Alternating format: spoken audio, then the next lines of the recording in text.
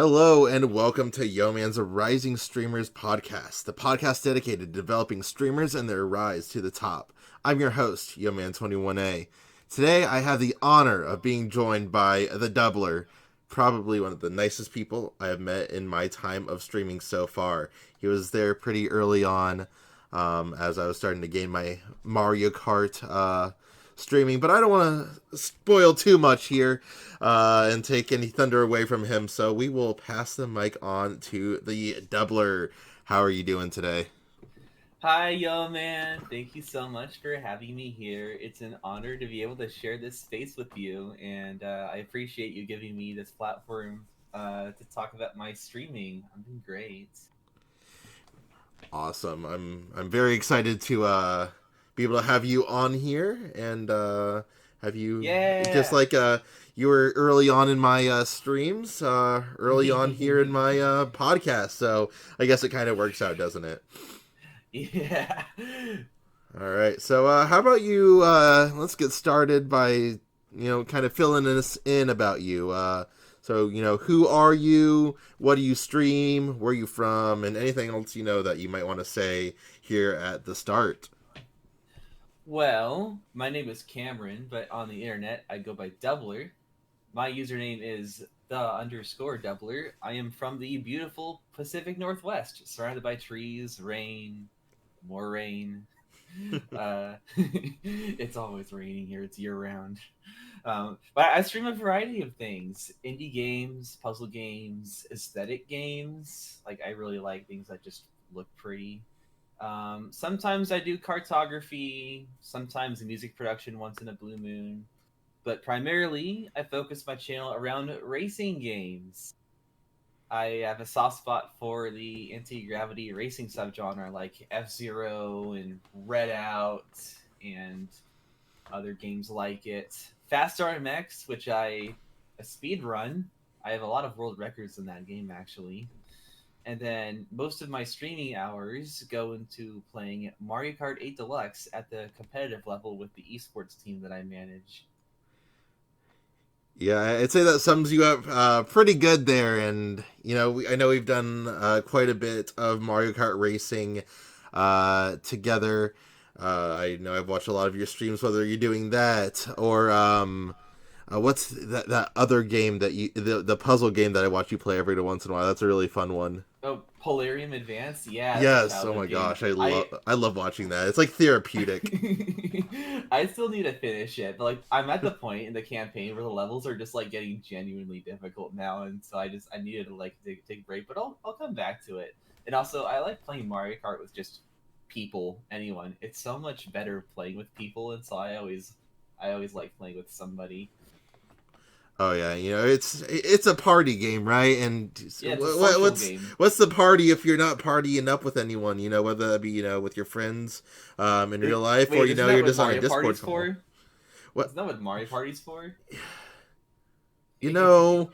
Don't think on it too much. This is when you're trying to get back at your. Well, no, that's Mario Party too. Never mind.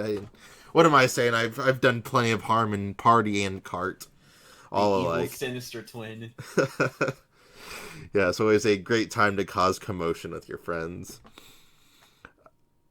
And you mentioned the Pacific Northwest, and that's one area of the United States that I haven't been to yet, and I've been to Really? at this point about I think I'm at 37 states now, and the whole like Wow. West Coast. So I'm saving the best for last, and you've talked this place up quite a bit. So I'm It's very great. very excited to go out there when I do. I will say that Seattle is a little bit more introverted than a lot of the other cities in the country because I've also done quite a bit of traveling, and the Seattle's vibe is just like I wouldn't say less social. I mean, it kind of is, but it's a very quiet town. It's not Vegas. It is not Vegas, and I mean, we game as hard as Vegas. We have the whole industry here, but it's very low key. We don't like flaunt it or anything. We just look at we have Microsoft, Valve, Nintendo, and all the other studios here. We don't really need to say anything. And that's kind of the vibe that someone not being from Seattle, that's kind of the vibe that Seattle gives off. Yeah. It's rainy, quiet, things like that. So I There's a guess coffee shop on every corner. I've heard about coffee shops up there, and just how many there are. It's like when I went to Texas and there's a donut shop at every corner. Oh my gosh, I've never seen so many donut shops in my life. No, It's we wild. take our coffee very seriously here. Oh boy. Well, Well, I funny enough, I don't drink coffee actually. neither do I. Yeah, I find it too bitter. I feel like if I start drinking, I'm gonna get addicted to it, and then I'm gonna need it every day, and that's just not the effort I'm looking to put forward in every morning of my life. Well, get used to the smell if you travel to Seattle. Oh, the smell is nice. I don't have to. I don't Yeah. have to work for that. So, what initially got you in the gaming, Doubler? Well, when I turned 3 years old for my birthday, I received a hand-me-down Nintendo 64 and a Game Boy Advance SP. Then there's some games for those consoles from my parents. They were busy with work at the time and not super interested in gaming, and still not very interested in gaming. Other than like they have an Xbox now that they touch like maybe once every few months. But I got all their gaming stuff when I was 3, and the very first game that I ever played was Mario Kart 64, and for GBA, Mario Kart Super Circuits. There's a saying out there that the first kinds of games you play as a child influence the kinds of games you play growing up, and that became very true for me. I've played every mainline Mario Kart game since then. Yeah, I was just about to say that when you said you're, playing 64. I was like, huh. I guess that tracks to what you stream today, and it, Yeah. it's fun. It's fun how that comes along. Just like for me, um, it was like I played a lot of Crash Bandicoot. Now, did I stream that? Really? No. However, I really enjoyed Crash Bandicoot. That was like the first like notable series for me before I started getting into Nintendo and Pokemon and that whole story. Yeah, I've always basically been in the Nintendo ecosystem. Like all the consoles and handhelds, I'm just looking in my room. They're all basically Nintendo, and I've always liked Mario games growing up. Not necessarily the mainline like platformers, but a lot of the other games. And I will say that as I got my first SP and my GameCube, that I started finding those games a lot more fun than when I was playing on the PlayStation. And obviously, at that time, I wasn't. I was a kid. I didn't really know how computers worked. And growing up around the time we did, I know the most accessible thing for me was the Space Cadet Pinball. If you if you played that, and uh, uh, well, is that the name of that pinball game on Windows XP? yeah, yeah, I yeah, yeah. yeah yeah. No, I did play that because I grew up with the Windows XP computer growing up, and so I played that. That was an awesome game, Yes, it and was. same with like Minesweeper. And I actually kind of rediscovered a love for like Minesweeper a couple years ago, so I play it every so often. And my mom's really into Sudoku. She can beat like some of the hardest puzzles out there, and so I kind of got some of that. I can play up to expert level Sudoku. That's awesome. I also enjoy a good round or two of Sudoku. It's always a I have a friend who's like really good at just constructing those kinds of puzzles. I'll shout them out. Their name is Jovial, and yeah, they're awesome. I think that's a name you've mentioned to me a couple times. So I reconnected with them recently. I think we like started talking again like a month ago after what was it like 7 years of not. But it's been fun. yeah. And just curiosity, the Game Boy Advance SP. I know for me that was my first handheld system, so I have a very vivid memory of that, and I'm It sure. So like, what which SP was it? What color? What color were we looking black at here? Black. though. I will say, a couple years later, I actually got the GBA Micro, and I Mm. played that one a lot more because it fit in my pocket better. Like 6, 7 year old me, like playing it on the elementary school bus in the, Mm-hmm. the back of the bus with the friends, it fit better. And then later I got my DSi, and then I kind of went whole hog on that. Yeah, I started noticing it became a problem when you got to the 3DS XL, and that thing is starting to be a big brick in my pocket. It was almost like a, like an older Oh Game Boy, and yeah. I was like, and that was about the time I was in high school. So Yeah, you know that those flat 2DSs, the one without the hinge, oh, like the how are you door supposed to stops. fit that? Yes. You don't fit. How do you fit that in your pocket? You can't. No, it does not fit in your pocket unless you got some like big pockets. It's a doorstop. I You don't put door stops in your pocket. Well, I don't my know. my friend, I had a friend in middle school who actually had a 2DS, and they would wear a fanny pack for their 2DS. No way. Yeah. Oh, I think I love that. I think I love that. Well, that was a pretty good backstory there. So as you're starting gaming when you're younger. Did you have any content creators that you kind of followed? Whether that be like YouTube or people who are gaming, whatever platform you would use, anything like that. The short answer is no. Admittedly, I lived under a rock when it came to outside media influence, and I still do a little bit. I just don't follow with like gaming news. I see new games come out, everyone's playing, and I feel behind the curve in my little like comfy comfort zone. Growing up, I was sheltered from much of the internet. You can thank my parents for responsibly parenting me that way. Yay, go mom and dad. But also, I lived out in the woods, a bit away from the nearest town. Like I lived in the sticks, and so internet wasn't really a major part of my life in childhood. And that was the outcome. It's all that until high school.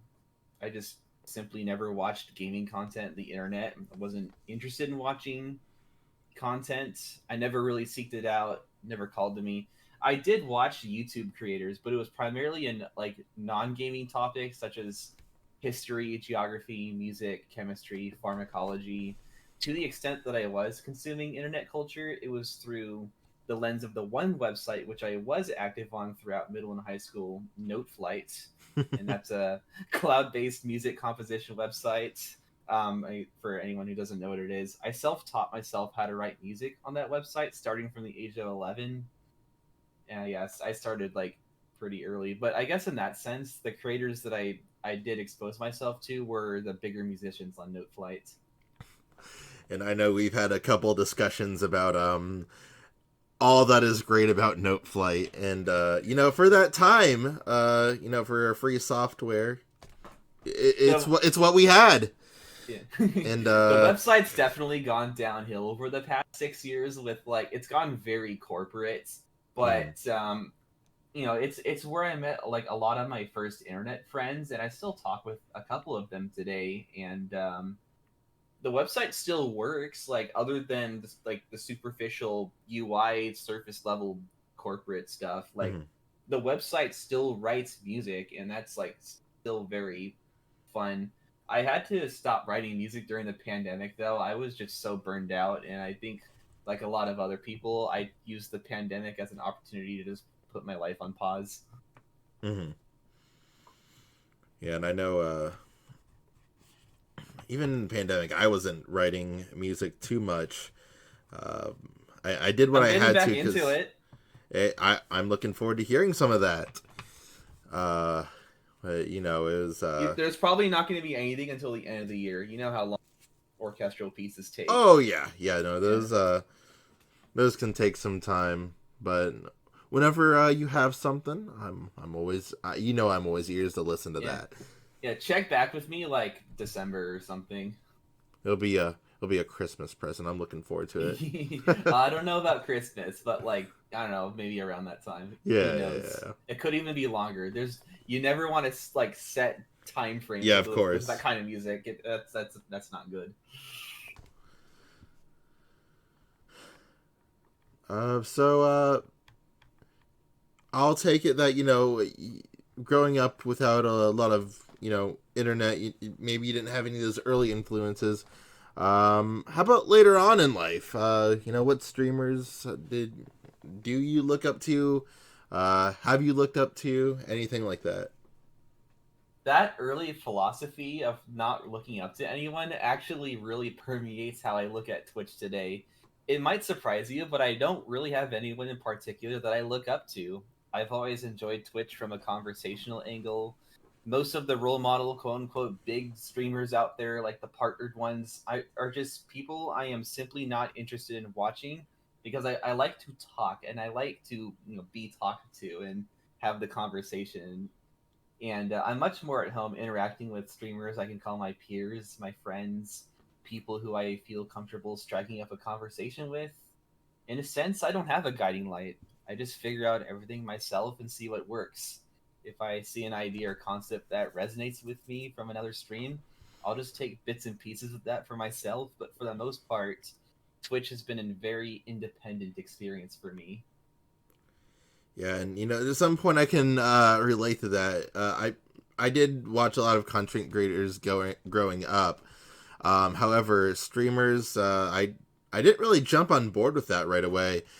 So I didn't really Oh yeah, like watch a lot of streamers before until I started, recently. yeah, before I started streaming, I didn't watch streamers. um, though a bit of a side story, I actually had my Twitch account from like 5 years before I got into streaming, where the one stream I did watch was Monster Cat for their 24/7 VODs of like the music that they have on their record label, and I would listen to that a little bit. I was a pretty big Monster Cat fan in middle school. I don't really listen to them anymore. They went mainstream and corporate and very sad. But after the Monster Cat streams petered out or died or I lost interest, I completely forgot about my Twitch account until like I started streaming again. I was like, oh, I do have an account, and then I went and fished out my password. Yeah, and I know it took me a really long time for me to actually like get my Twitch, and I think the only reason I did was so that way I could follow like Smash tournament streamers, some of the big Mm. names, and so I could start following those a little bit more. But I did kind of avoid it for a while. But I think that was more because I was a little bit more focused on my music at that time. So I guess I get my that. priorities just slightly shifted a little bit to open up my horizons outside of music a little bit more. Yeah, being in the comfy zone is very easy. And also, I don't watch Smash like at all. Hmm. I have Melee, but like there's no one around me who will play it with me, and I like am just not interested in the game anyways. Yeah, that's fair. And that's kind of why I'm not really playing too much anymore. It's fun, but the grind of it got a little tedious, and so I'm having a lot of fun here lately with Mario Kart, Yeah, and I know. there's only two games or three games that I have ever grinded, and that's Mario Kart, Minecraft, and then this little RPG called Might and Magic Clash of Heroes, which debuted on Nintendo DS, and it actually got a Switch port recently, and I need to look at that. But I played it on the DS version, which is awesome, and then it has a PC port, which is also really nice. But I think I have about like 1,000 hours in that RPG, just playing battle mode with friends. Mm. It's an awesome game. Yeah, so it's always fun to see what those kind of influences are for different streamers, and you know how did those get there. And I'm actually not familiar with that game at all, so You should look it, it up. It's got a really pretty art style. you have to send me some sort of link to that. I'll check it out. I'll See, send it to you right now. Might awesome. and Magic Clash of Heroes. I still need to finish it, but before I started streaming, I started a project where I was going to convert all the characters and stuff from that game into a Magic the Gathering set, like a fan set. Oh, I have the document somewhere, and I just like never got around to finishing it, but maybe someday. But there, I sent it to you in your DM. I'll definitely check that out when we're done here. If It also has a Nintendo Switch port, so like if you get it on there, and it would probably be a little bit more accessible. Hmm. Yeah. Play it on the go. Mm-hmm. Yeah, I'll definitely check that out. Yeah. And then I don't know. Maybe one day I'll love it so much that I'll start streaming. It'll be awesome. I most of my content or gameplay on that game, was before I started streaming, and since I already know like the ins and outs of that RPG, I'm just like, I really don't need to stream it. I'm like kind of over it, but also I would like a friend to play it with, so that way I Is could it actually like multiplayer? it. Yeah, there is multiplayer. Ah, But yeah, I haven't played it in a few years, and that's just because I don't have anybody I know on Twitch who plays it. that's fair. And that's one thing I noticed. It's a lot harder to be streaming when none of your streamer friends are doing that with you. So Yeah, that's I mean always. that's why I play Mario Kart so much because all my friends play it. Hmm. So speaking of your Twitch community, uh, what do you call like your followers, your subs, general community, and what kind of led to that? How did you come up with all that? I call them my dub club. I'm always playing the EDM on my music, just like constant like bangers and club music, and the kind of vibe music that I just like concentrating to. And so it's very fitting. But I came up with that name before I started streaming. In high school, I was part of the music composition club, which I was like the student president of, and that's what I called the club. I call it the Dub Club, I love and I that. just thought it's such a great name, and I would hate to waste it. And so onto Twitch it goes. Yeah, that was clever. I'm still like struggling with mine, so it's good to know that seeing where their inspirations come from, so I can start getting those ideas. Yeah. I Um, call my channel point currency doubloons, like the pirate yes, currency. yes, and I've been amassing those. Anytime you stream, I'm building them up.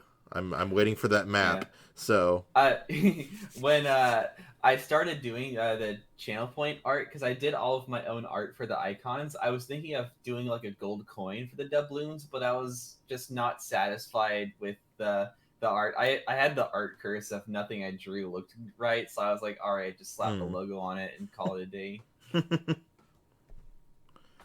And sometimes simplicity is key. And then Yes, not. especially for art that's small, you can't really get too detailed with it. So I Yeah, was I just like noticed that when I pixel was artworks. putting some of my stuff together with that. I was like, oh my gosh, I really can't get funky with this stuff. Get funky.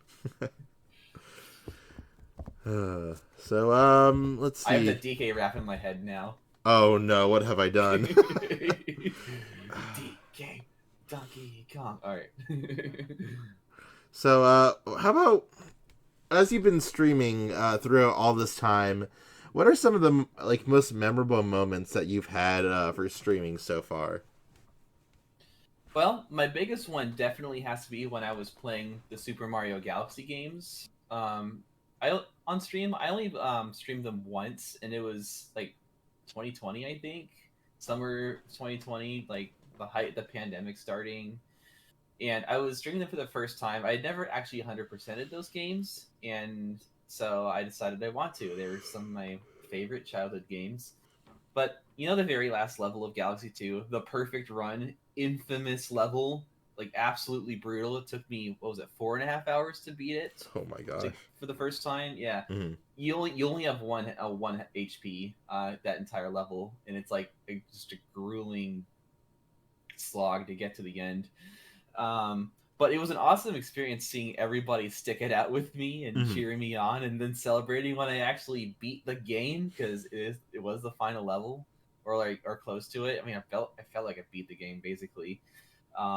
That was probably the highlight so far. I was like 3.5 years ago, but I love it. Mm-hmm. All of my stream anniversaries have also been great. Again, particularly my first one where I decided to make some milkshakes for the stream.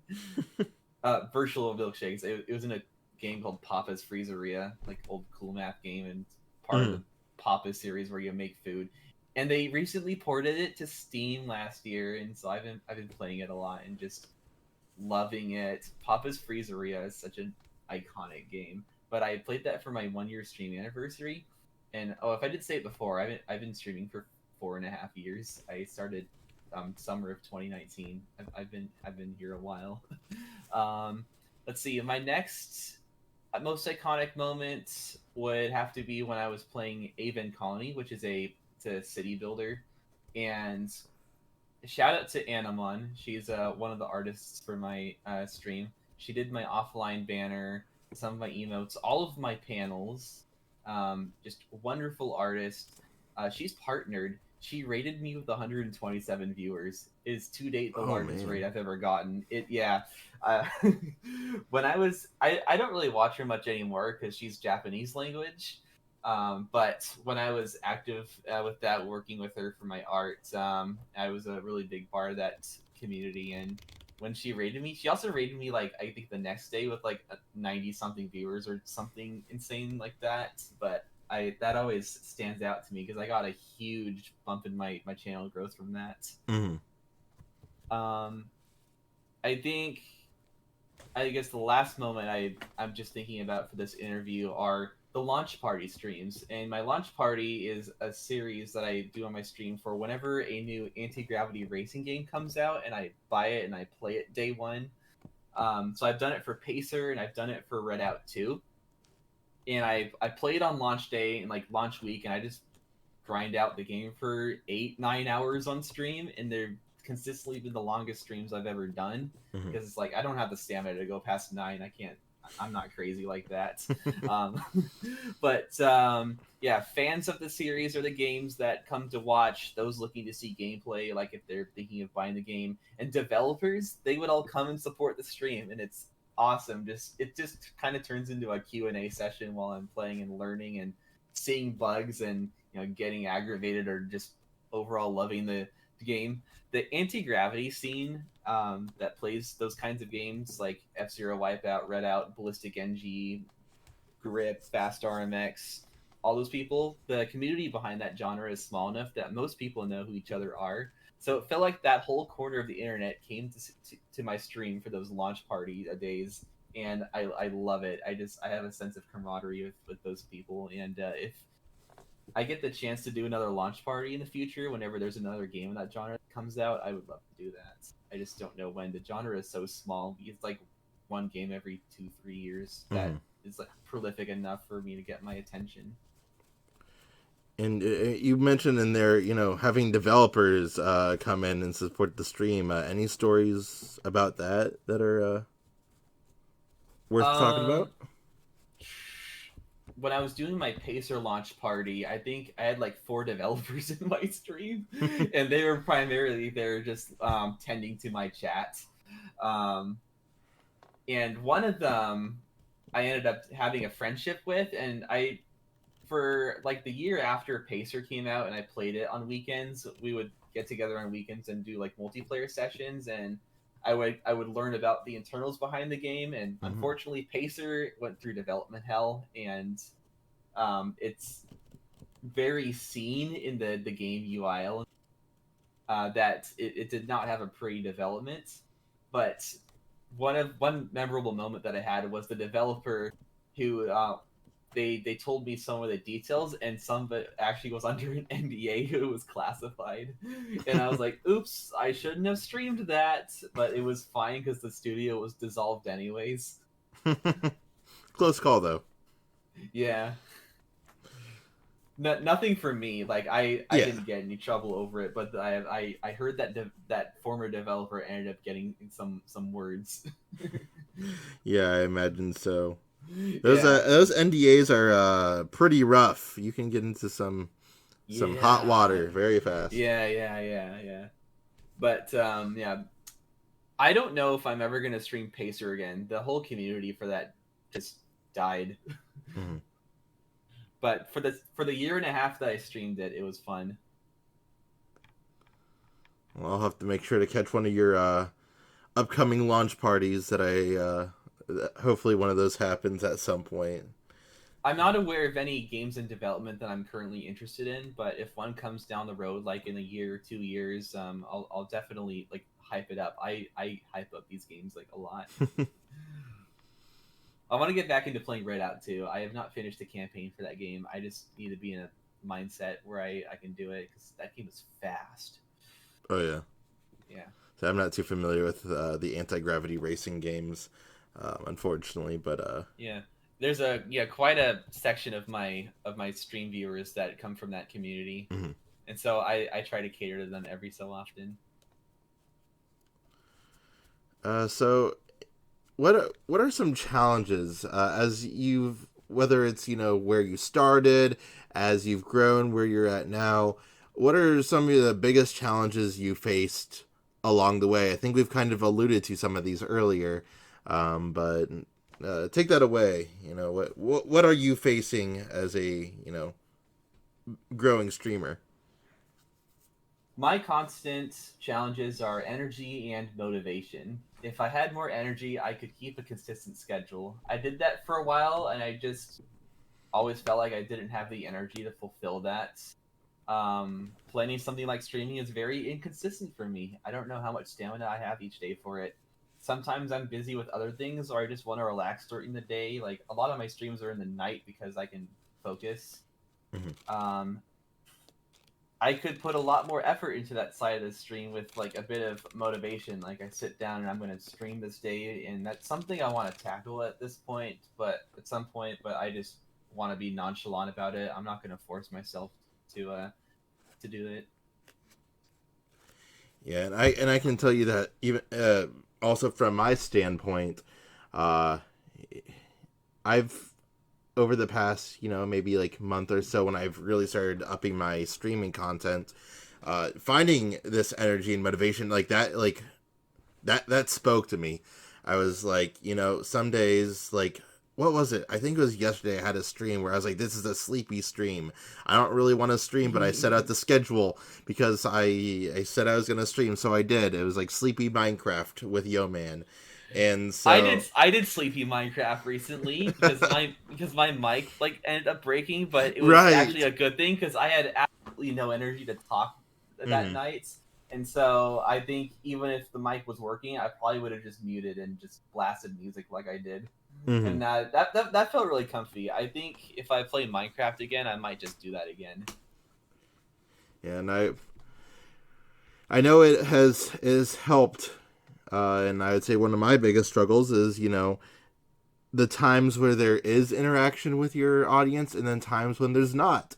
Finding the motivation midstream, right? Oh yeah, that dead space where there's nobody in chat is it's very like loud if that makes any Yes, sense. it's You very notice it, quietly loud. yeah, but and so then you don't really have any like incentive to like talk to yourself, and that sometimes turns away new audience because Mm-hmm. they're like, oh, they don't talk, they're another boring dime a dozen streamer. And like I know I'm not like that. Like when I'm talking with my chat, I love doing it, and I'm very talkative. But the times where there's dead space, it feels like I'm just kind of streaming to stream a little bit.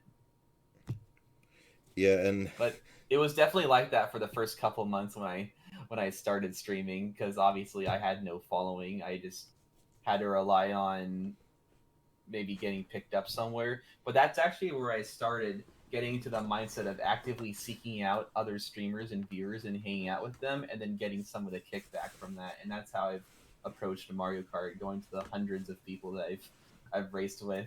It's mm-hmm. just a very brute force approach. Yeah, and It's all been like non-promotional growth. It's very slow and steady, but it's where I've gotten to be now. yeah, and uh, a follower a day sometimes is that's a good day. Uh, at the growing stages of streaming, because I mean, for bigger streamers, like a follow is nothing, but when you're talking um, with a lot less followers already, I mean, sometimes like that follower makes your day. Yeah. and boost your energy and Also, motivation. yeah, getting picked up by the algorithm. I've seen some of my friends that get picked up by the algorithm and then they go big and and I feel very happy for them. But I also know that some of that is like self-inflicted. And not having a schedule definitely shoots yourself in the foot. But I Mhm. think I'm like fine with that because if I got explosive growth, I don't know if I could handle it. I really like just kind of being in the comfort zone of like having a chat, but like it's not too fast because then I get overwhelmed. Like I don't watch big streamers at all, like for the reason of I want to talk to them, but also I want to be seen. I like being validated, and I like validating my viewers. Mhm. And you kind of talked about that earlier with the the vibe that you kind of give off for your streams, conversationalist, right? And Yeah, yeah, interacting with your audience. So it kind of comes full circle when it comes to the what's motivating you to be a streamer is that continued conversation. If it's too much bigger, then then it's all over the place. And if you're trying to get involved with the game, then you're leaving your audience behind. And yeah. and it's I know it's that I know that in the future, like my growth will continue. I will get bigger and bigger, and it will be something I will have to seriously grapple with at some points. But at least for the 4.5 years that I have been streaming, I've kind of hit a Goldilocks zone, and I want to continue that for as long as I can. yes, it's good that you've kind of had time to develop, kind of what you want with your stream and what ideals you have for how you want to interact with your audience. And I think that in itself builds, even no matter if you have like 100 followers, 1,000 followers, whatever, that ideal of, a chill, relaxed stream, your audience is going to know what to expect when you come in. And I think, for the people looking for that, and if they found you, that means a lot more to them too. Yeah, I'm glad that I've been able to just have like these years of times to just figure out what is comfortable for me and just iterating off of that. I feel like if I had like faster growth, I wouldn't be able to have that time to just experiment and try things and find what works for me. Yeah, and I can say as more starting out streamer, I've technically been streaming for a while, but as far as like, regularly streaming, that this came up in probably like in the past like 9 months or so, I think is Mm-hmm. about fair. It kind of exploded after me and Secret started streaming a lot together. That Shout was out to Secret. shout out to Secret. I met Um, him through Fast RMX when I was like really busy speedrunning that game. I mhm. do want to get back into speedrunning that game, but I met him through Fast RMX, so he's part of the anti graft community that I was talking about earlier. Mhm. That's how I met him. And I think I met him like was it 3.5 years ago? Yeah, something like that. mhm. Yeah, I think that would mean that you've probably known him longer than I have, and There was a couple years where we just didn't talk though yeah. when I was out of the game. See, because I met him through Smash Bros. And well, Smash Bros. Twitter, and then Mm. same state there for a while, so interest just became locked, and then we we had a big Minecraft summer, and that was a lot of fun, and that's where. I go in and out of Minecraft a lot. I There's times when I play it all the time, and then others where Mhm. I just don't want to touch it. I know earlier was when was it? Like last month or a couple months ago, you asked me to join your server, and I was like, I am not in the mood to play Minecraft, so Yeah. I didn't even reply. I should have said something. My fault. I'm sorry. That's okay. I I know how I life don't gets. I don't DM Sometimes with well.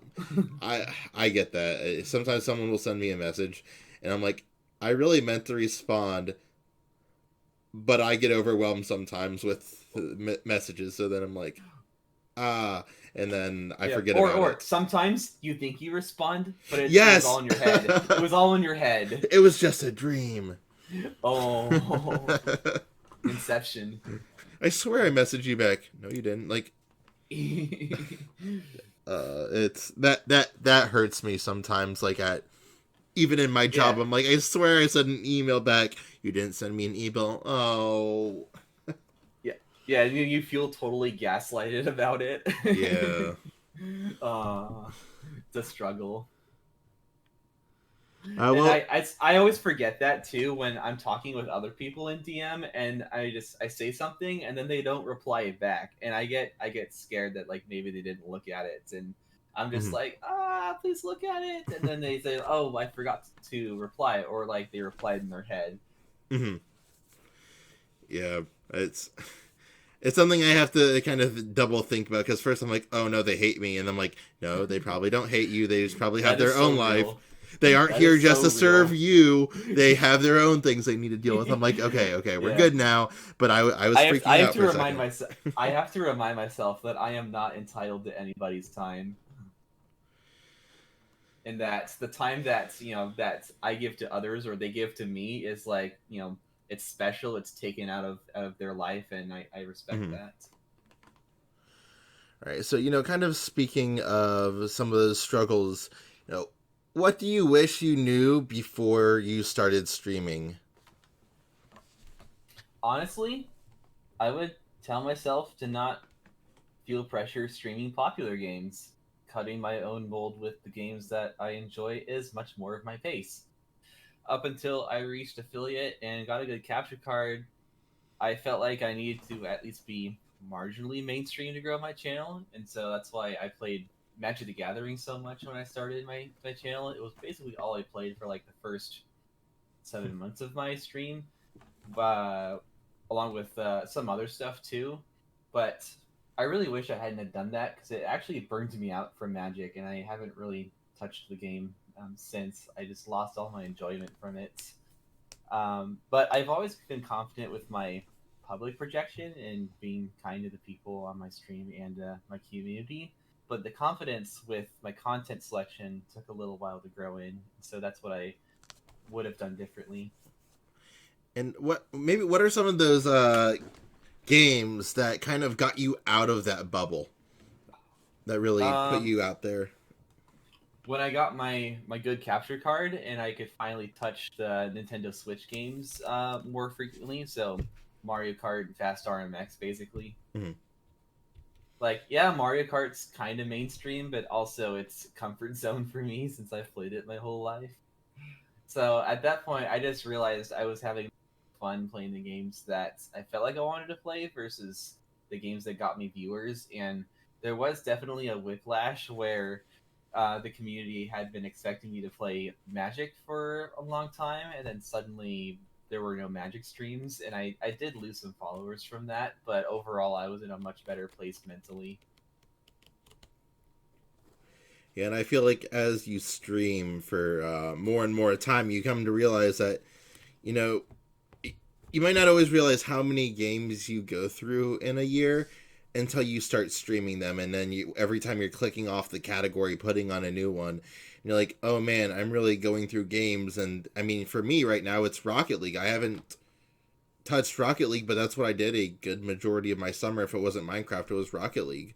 And now Yeah, yeah. I have almost like I have not streamed Rocket League or played Rocket League in a few months now, and you don't really think about that until the time's passed. But I mean, communities will come and go, and you might have something that sticks around long term. But uh, Yeah, I think if I went into streaming with the healthier mindset, I probably would have still enjoyed Magic because it's a game that I played a lot in high school, and I was actually a beta tester for the online client Magic Arena. mhm.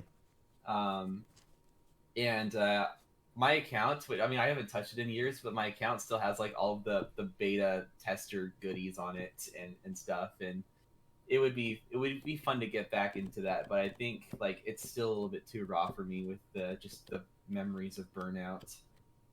Mhm. I know. For me, on the Pokemon trading card game side of things, they recently shut down Pokemon trading card game Oh online, no! which I mean they have a new one now. It's Pokemon Trading Card Game Live, but the first one they shut Oh, down, and that started around like the Pokemon Black and White era. And so when they did hey, that, that's what I played. That's the only Pokemon I was invested let's in. And then once I go. once I played Black and White, I was like, all right, I know how all the Pokemon games work, and I just never played them again. That's fair. I've heard that a lot. I've But yeah, at also least you heard played the from good games. I've heard, yeah, from friends and from what everyone tells me, that Gen 5 was like the best, or when it peaked, and then it all went downhill from there. So I was like, all right, I'm glad I exited when I was in middle school, I guess. But I had friends at the time who tried to get me into the TCG, and I had a card collection, but I actually ended up shipping my whole collection to a streamer friend. Shout out to Tentakomai. They took in my whole collection, and they're using it much more than I ever will, because they actually play the game. And yeah, I can't wait to see Tentakomai stream again. They've been on hiatus for a couple of years, but they're awesome. Well, if they ever do, let me know as a fellow Pokemon card player. Yeah, Always. they're part of Animon's community, that Japanese artist I mentioned earlier. Okay. Yeah. Good to know. Let's. So, uh, and these things as we go, we've kind of touched on these things, but a little bit more of what motivates you to continue streaming. What motivates me first and foremost, and what I set out to do from the very first stream, was streaming for my own personal enjoyment, however that looks like. Whether I'm enjoying streaming because I'm putting myself out there, or I want to share my favorite games with people, but it really just comes down to the community, the repeat viewers that come back to see me and say hi, all the new people I see, just the general community that I've built up and am building up through all the people that I watch and the people who come to watch me, is something that I treasure and I appreciate, and I am genuinely thankful for every time I hit the live button. Yeah, no, me and Secret over the summer had a few people that would come in, and now they don't come by as much anymore, with the exception of probably Floxy. Floxy is always around. I see them. I see them. Literally everywhere. It's so funny. And I'm everywhere. you are everywhere too. And it's always good to see those recurring names. Even if they just said hi, and we have one person, McMuffin and Cheese, who'll just come in and say, "Hello, my favorite paycheck to paycheck streamer," and just never say anything the rest of the stream. That's so real. But that McMuffin and Cheese has that stream playing, and it's like that's always a good feeling of like, they came back. Yeah, I've never went into Twitch with the mindset of making money on it, because like I just don't. I do get a little bit sometimes, and of course when people tip me, that feels really awesome. But that's never the goal. If I ever could get into a mindset where I'm like doing this for the money, that's when I should have just shut off and delete my account. I don't know, if it started paying me more than being a teacher, then at some point maybe I'll think about it. Which isn't a lot, by the way. The struggle. Yeah. No, but I don't think I guess that's a hard data to set the poll, but I would say that, a good chunk of people don't go into streaming thinking, I'm going to make a ton of money. It's like, whatever happens, happens. And, hopefully, you have fun with it and value your time. See, yeah, I'm in my early 20s, at the prime of my life, and I just want to enjoy it and just live vicariously. And so I don't want to ever worry about it from a monetary angle. Mm-hmm. And hence why I keep my job. That's where the money is. That's where it's actually coming from. I don't need the Twitch money. That's my release from my job. Yeah, basically all the money that I get from Twitch, I just put back into the Twitch account, or just anything Twitch related, whether it's like tipping other people or buying games or whatever. Like all of that, I just keep as a separate bubble. Yeah, I noticed that ever since I became an affiliate, and gotten a few subs now, I have also given more subs, because so it just kind of stays in the community. And does that mean at the end of the day Twitch is the one making the money? Sure, but it always feels good to go into a stream, gift a random sub out of nowhere, and then Thank you for subbing to me. no problem, the doubler. I can't actually sub to people because it's against my bank's policy. What? And yeah, they have Twitch blacklisted, and so I have to. So for the past like 2-3 years, I've been relying on gift subs for all my emotes. Oh no. And That's I don't mind it. Like I get gifted like pretty frequently. People are yeah. pretty loose with their money on the website, and I'm Mhm. the same way. But tipping directly is better because then you don't give Jeff Bezos your lunch money. That's true. That's true. But it's all about this emotes. Yeah, but also like yeah, half of my money goes to the corporate greed monster in a Yep. way. Uh, well, I guess what would we have without it? I suppose. Yeah, I mean, if not for that, like I wouldn't be able to talk to you right now. Begrudgingly, thanks, Jeff Bezos. Have you seen the epic rap free rap where he gets absolutely demolished by Mansa Musa? I don't think I have. I don't think I've seen that one. Yeah, epic rap battles of history. Jeff Bezos versus Mansa Musa. It's great. Adding that to the list of things Doubler recommends. Or just the whole like epic rap battles of history. The current season, the writing has just shot up like exponentially. It's really good. Oh, really? I haven't caught up with it in Yeah. years, so. Yeah, the studio bought themselves back from Disney, and so like all of the creative like hurdles are gone. And I didn't even know Disney had them. yeah, they were indie for a while, then Disney bought them, and then like suddenly for whatever reason, you probably know why, the writing just like nosedived. Mm. And yeah, and then they bought their freedom back, and like the current season is awesome, and you should definitely go check them out. I will do that now because I really enjoyed it when I was younger. So if you say the Yeah. writing's up, then I am going to buy that and go and watch that. Yeah, I like to take pride with my recommendations when it comes to content or music or anime and or games or whatever. I'm usually not wrong with something as good. So don't get me started on anime. I have a lot of controversial anime opinions, apparently. So Ooh, spicy.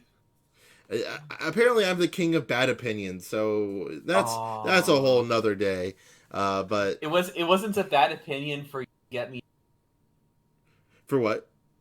to get me onto this interview. That was a good opinion. I think that was That was a fantastic very good opinion. opinion. Yeah. You We have good opinion. we're bringing in the based people on this these podcasts. When's Secret getting on the podcast? I think he's able to this upcoming week. So yeah, this will be going up on Sunday. So if you're watching this on day one, hello. We are recording on well, technically Saturday, late Friday night, if you will. Wait, So so today before you told me about this podcast, I didn't know you had one.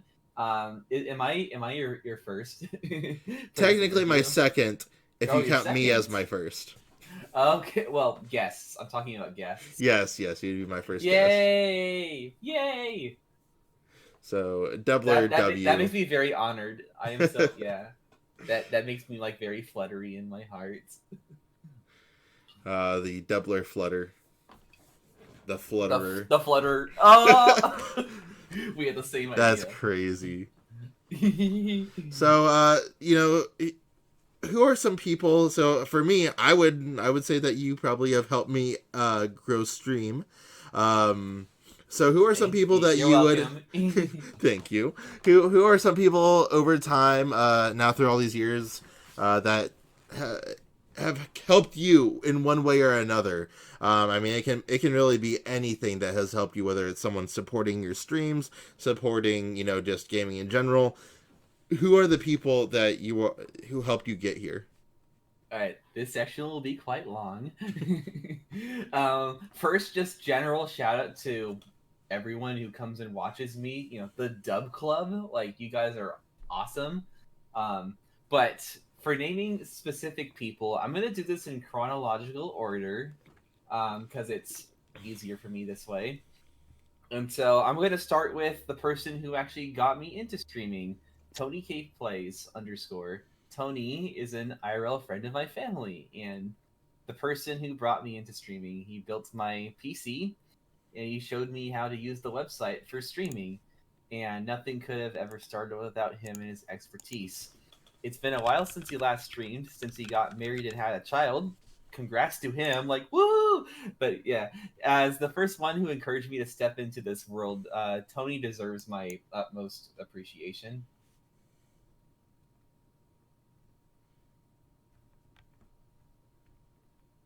Hello, you there? Yes. So I just letting you go. That's No, I was thinking you're gonna reply to that.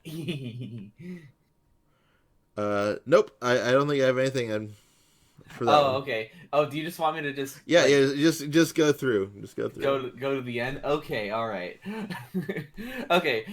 Next, I would like to my very first chatter, and also technically my second follower because my was Tony. I forget what his new username is because he recently changed it, but for like 4 years or so, his username was Derpimation. Back during the first half year of my stream, I didn't have a good capture card, so all I played was Magic. Um, but he was there during my early days, and he went through my transition, and he's always been there to support my early days. He gave me my first panels, and that was very kind of him. It was totally free of charge, and yeah, that was very nice. My next shout out goes to the community, which brought me to my affiliate status half a year into my streaming, December of 2019. That would be Netty-kun, Jassy 007, Streamy McDreamy, and all the other streamers that revolve in some way around Netty. One day they all found me playing Mario Kart. I was just playing all alone, like in a regional lobby. They found me, they picked me up, and they graciously made me a part of their core community. And everything Mario Kart related started from that small moment and just built up from there. It was through. Hmm? So that means I got to give a shout out to them because they help you, who help me. Nettie actually says he might get back into streaming this year. He took like a couple years off for like IRL. But once he starts streaming again, like I definitely want to play Mario Kart with him again. I kind of miss him. um, yeah, it was through Nettie's community that I met Zoe Cat Live, who probably deserves the biggest shout out out of everyone I'm going to mention. Um, Looking back, Zoe has played an enormous impact on my channel. She is my top donor. She provided me one of my follow alerts. She bought a controller for me. At one point, we were like probably like best buds on Twitch. She was my closest friend for a while. We've had our ups and downs, a lot of them. A lot of them. But Zoe is still someone who is very dear to my heart. She is the founder of Team Neko Knights, which is the competitive Mario Kart esports team that I manage. I don't own it. I manage the day to day for it. The team started out as just her stream community. Just the viewers wanted to play tournaments with Zoe, and she wanted to play tournaments with us. And I was her moderator at the time, and it was tight knit. It was great. It was her passion for playing Mario Kart with her friends, and also her constantly begging me to play tournaments with her that made me dive into my current love of Mario Kart at a higher level of play than casual. Like she definitely motivated and encouraged me to just take my playing to the next level. And so I owe all of that to Zoe. And relatedly, I would like to shout out Zoe's lovely fiance, So Much Puke, who is the current owner of Neko Knights. He's like a sensei to me. Over the past 3 years, we've gotten to know each other. He's not only been my primary Mario Kart teacher, but also at times my emotional support and a person who pushes me forward. His guidance is something that I treasure, even if I'm not always the best at expressing my gratitude to him with words. Um, um, yeah, we've had our moments, but that guy's awesome. I love him. Next, I would like to shout out all of the artists who have ever done art for me in my channel or for Neko Knights in chronological order again. My very first emotes were done by Peachy, a local Pacific Northwest artist. So that was cool. Support local business. I lost the files to those emotes, unfortunately, but the first emotes are always a big stepping stone. Mm-hmm. My raid music was produced by an old musician friend of mine, Celadrex. I just asked him one day if I could use his music for my stream, and he said go for it. And I picked some stuff out, and that's my raid music, and I've always kept it because he's a cool dude. My offline banner, my current panels, some of my emotes, they were created by Animon, and I mentioned earlier that she is my biggest raid to date with 127 viewers. Oh my god.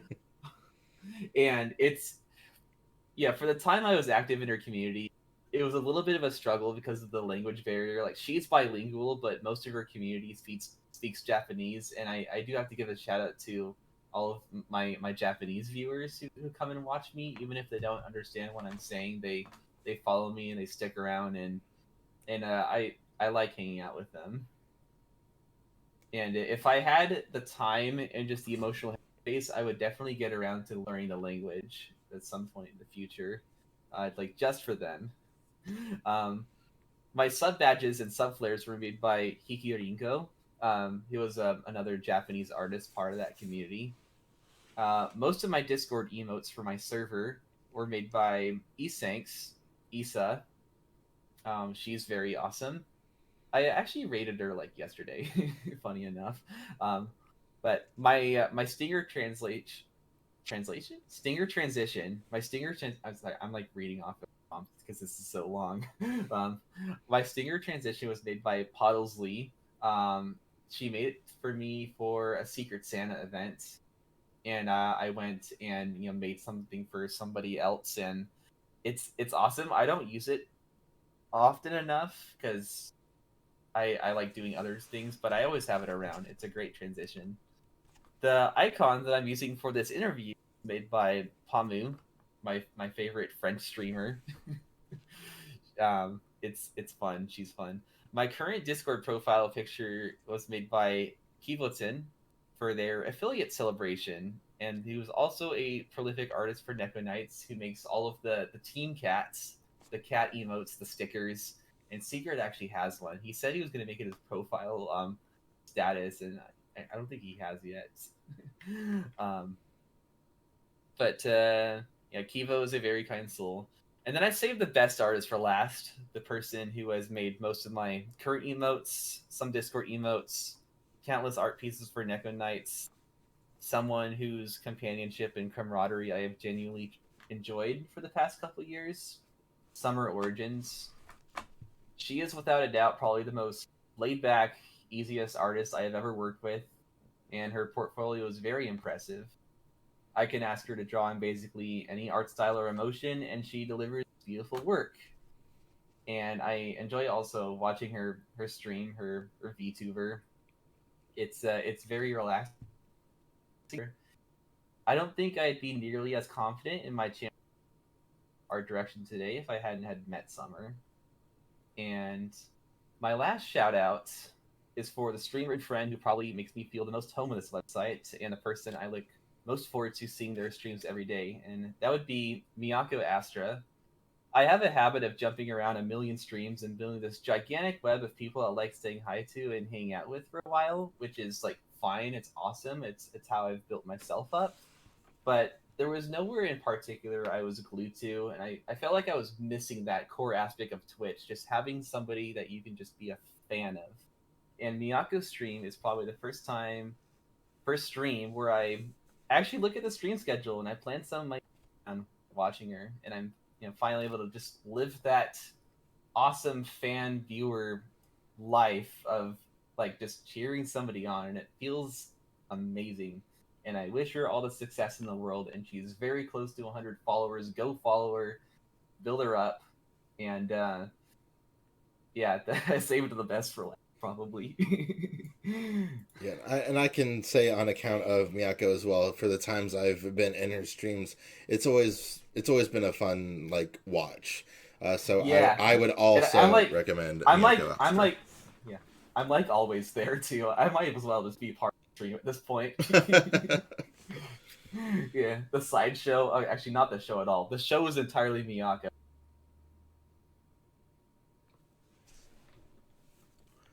Oh, did my voice cut out? It did for a second. I think you're good. No, I am definitely not the show that's there to support her at all. And I hope to do that for, as long as I can, basically. You know, whether it's modding or hanging out or whatever. I just want to be there, Yeah, I get Yeah. that. There was a couple of times, a couple weeks ago when actually she was streaming Mario Kart, and I was like, I kind of want to stream this lobby myself, but then I was like, nah, I'm having too much fun here. Yeah, that's what it's all about sometimes. Yeah, yeah. So for your stream as you go forward, using all those inspirations and the people that helped you away, what kind of goals have you set for yourself to grow the support that you've gotten so far? Short term, long term, medium term. What kind of goals are you looking for yourself right now? So short term is very exciting. I'm becoming a VTuber. Let's Yay! go. Yeah! I'm becoming a VTuber. Summer Origins, Summer, she's making my model, and everything will be done in a few months. I don't have any hard dates. That's all TBA. But sometime this year, I will turn into my cat Sona. The white haired cat Mm-hmm. that I play in Mario Kart. That's gonna be me. Let's It's gonna be go. I double. love that. It's Yeah. so notable. Like every time that comes in, I'm like, oh, it's the doubler. Yeah, it's iconic. I It's so love it. iconic. You know what's funny? I did not settle on that design right away. I went through a few different colors and expressions. Like if you go Mhm. back and look at my like streams or whatever from 2021, 22, I was like all over the place experimenting, and it was almost like an afterthought. But then eventually I was just like, that cat is so adorable, and I was like, I wanted to be the cat, and so I will be the cat now. I am That's I am the exciting. I am the fastest cat in the whole galaxy. That's wild. Yeah. I'm gonna need your canonical speed. Yeah. But more details will come on that later. So When go everything is follow all the sorted out. doubler. Yeah. Thank you, yo, man. You're welcome. Yeah, I'm very excited to finally make the jump because I've been watching VTubers like for a very long time. I think like a lot of people, I got into like VTubers through Hololive. Um, I don't really watch Hololive, but I did for like a while, and it was a mood. I don't think they were the first VTubers I watched, but it was the first VTuber community that I recognized and I vibed with. And since I know this question is going to come up, my gateway to Hololive was Usada Pecora, the bunny, and the chaotic Minecraft streams that she did or does. I haven't watched them in like Mhm. 3 years or whatever. But anyways, that's my short term. I'm becoming a VTuber.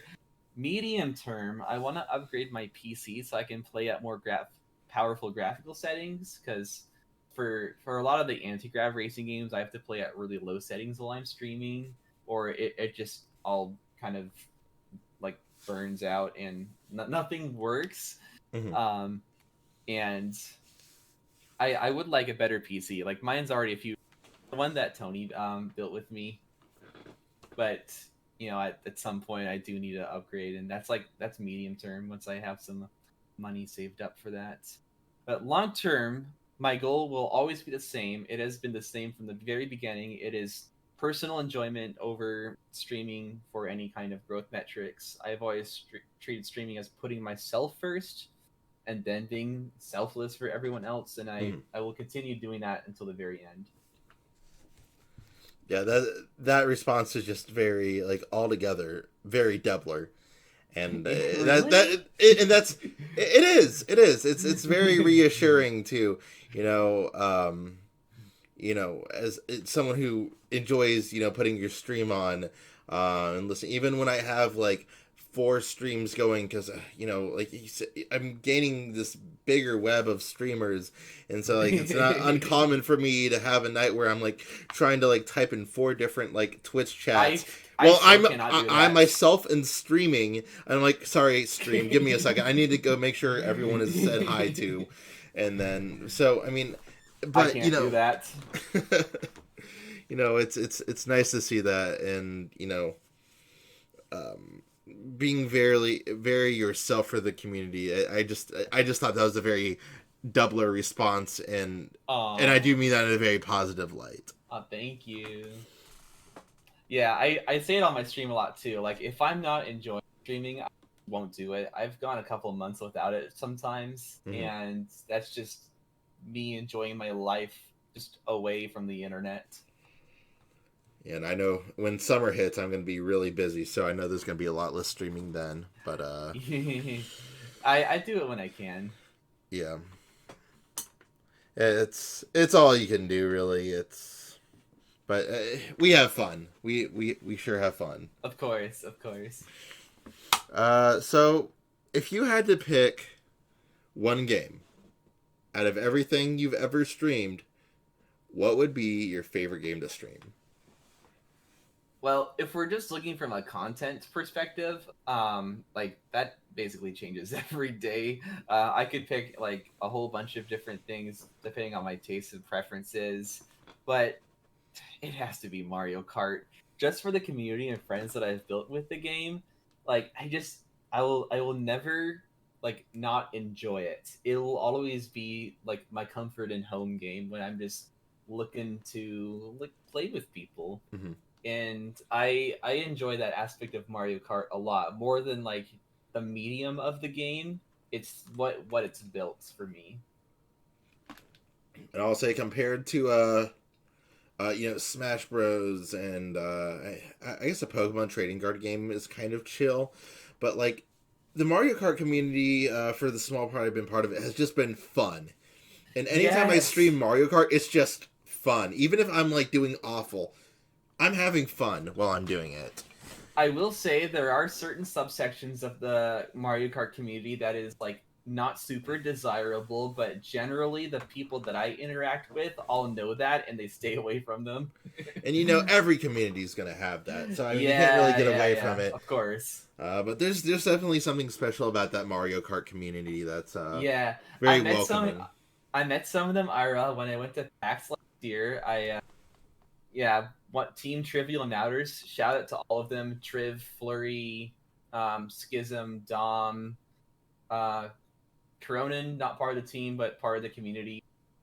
Everyone, yeah, they went out to PAX and I met them and we took a group selfie and it was a ton of fun. I went there with my Neko Knights merch. I wore the shirt. You can buy that at Zoe's Streamlabs, by the way. Yeah, the whole community, like pinned by the streamers who do play comp, but like are very open about like just playing casually and with viewers. Like that whole dynamic has been very like positive reinforcement building, and I really enjoy being a part of the Mario Kart community. Yeah, I could have not worded it any better myself. That was just very, very, very true to what I have felt in the Mario Kart community. So, big shout outs to the Mario Kart community. Like even the people who don't play comp, like just the adjacent people who just constantly like play every day. Like Nettie was like my on ramp, for example, and there's like a ton of other streamers who are like that, and they fill that role. Like I really and just thoroughly enjoy all of them as humans and people. Mm-hmm. And then one last question for you. Let's go outside of streaming. Let's talk about anything else. All right, because one of the things that I learned through college was if to avoid burnout, you have to do something different. And for me, that was streaming, that was video gaming, or else I was going to burn out on music. So outside of streaming, what do you do? What keeps you on your toes if you're not gaming, if you're not streaming? So primarily just my hobbies. Like watching anime. Like I'm a foodie. I love eating new foods and cuisines. I hit up restaurants a lot. Like I have the money to do it, so I can. I have this very insatiable wanderlust, so I like traveling and seeing new places. I've been to a few countries. Cartography and map making, I really enjoy that as a hobby. I don't stream that because like that's very personal to me. But cartography is something I enjoy, and like just certain kinds of cartography I don't stream. I'm like fine with the fantasy creative stuff. Like I've streamed that before, and I have that as the channel points. I'm saving. Redeem. Yeah, yeah. If you redeem that, I will totally stream that. But a lot of the cartography I do, I keep under wraps. I love music. I'm kind of an audiophile, and like not in the sense of high fidelity, but in the sense of just file meaning love music. Mhm. I love music. I love Yeah. listening to it. Yeah, just genres. I'm very open to a lot of things. Like yeah, I have the music I play on my stream, and that's like very focused on like EDM.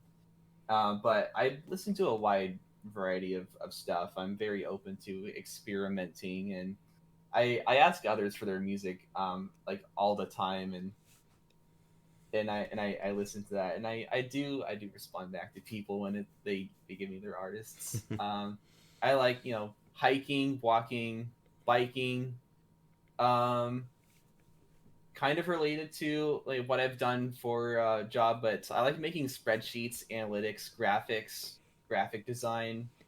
I dabble in that, and I definitely have the brain for sitting down and just belting out a spreadsheet. I enjoy that sometimes, not all the time, but sometimes. And I hang out with a lot of people that I've made through the stream community, like just not streaming, but like just hanging out in Discord or Mhm. like watching anime or whatever. I enjoy that a lot, and Oh sharing all my food and travel pics, of course. yeah. Yeah, I know you sent me the San Francisco area thing when I'm planning on doing that. Oh yeah, that the Google My Maps web app cartography. Yeah, Yes, I'm definitely looking forward to that trip. And yeah. I like making travel guides for people. Give me a city, and I will like spend 2 3 days just researching, just sitting down and soaking in information. I'm a sponge when it comes to knowledge. Like some people know that more than others. If I feel comfortable just talking about stuff, but when it comes to like traveling and whatever, I'm very open, like just being selfless for others. Mhm. One of my favorite websites, shout out to Atlas Obscura. I do a lot of my research through that website. It's a very cool hybrid like travel blog slash wiki, and they have a lot of tourist attractions on that website, which are like not mainstream. They're like local secrets, and Mhm. I love using that website for like travel planning. And I actually used that website quite a bit as a reference when I was making your guide for Bay Area. Yeah, I'll have to like as I'm getting closer to it. I'm still like what, like 6 7 months, something like that away. But as I Yeah. get closer, I'm probably going to be looking very heavily at that map as I get really excited to go. It'll be my first time in California, so Oh, just I mean, despite all like the heightened media coverage that state gets, and of course negative headlines make money, California is a great state, and I have lots of extended family that lives there. I'm very familiar with the states, mhm. and and like just have a good time there. Like, yeah, you might run into some things that are like maybe not desirable, but like every big city is like Yeah, that. Just don't read into it.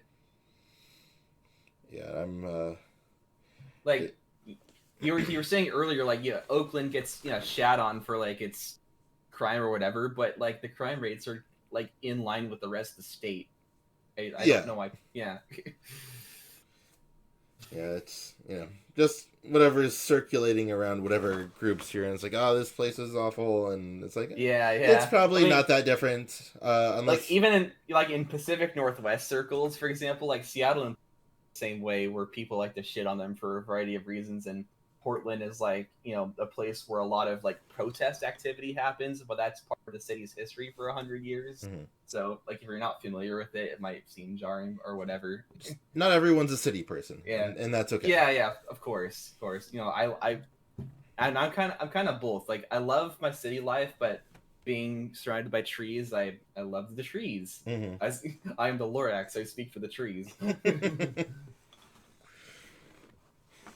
Yeah. So, well, do you have really anything else before we wrap up? Anything that missed holes or anything you thought about?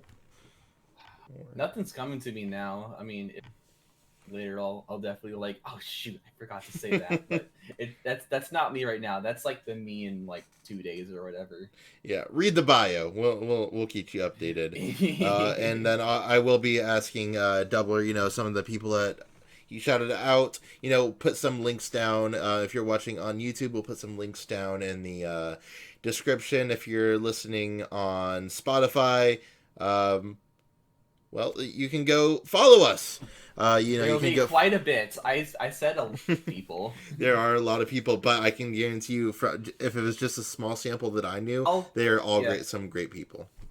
Yeah, they've all contributed to me and helped build me up to where I am now. And I could, you know, been the doubler without people giving me dubs. I love that. I love that. I love how clean it works. It's awesome. I didn't even think of that. That started that. It's all morning. natural. Yeah. Well, so we have, before you leave, if you need those links, if you want to reach out to Doubler on one of his streams, he is at twitch.tv/the_Doubler. That is 2 B's on that, DUBBLER. And once again, I am yoman21a. You can find me on basically any platform that you need. Twitch.tv/yoman21a, twitter.com/yoman21a_SSB, because I haven't gotten rid of that Smash Bros tag yet.